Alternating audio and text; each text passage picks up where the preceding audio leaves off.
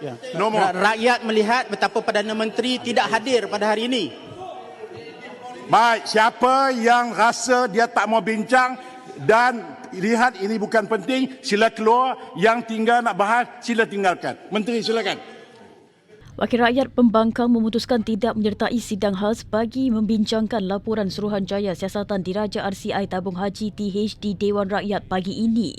Keputusan Wakil Rakyat Pembangkang itu dibuat selepas usul mereka untuk menangguhkan sidang khas berkenaan ditolak Speaker Dewan Rakyat Tan Sri Johari Abdul. Pemakluman untuk tidak menyertai sidang khas itu dibuat Ketua Web Perikatan Nasional Datuk Seri Taqiyuddin Hassan dan dipersetujui oleh Johari. Susulan itu, ahli-ahli Parlimen PN dilihat bangkit dari tempat duduk masing-masing secara bersama untuk mula beredar keluar dari Dewan.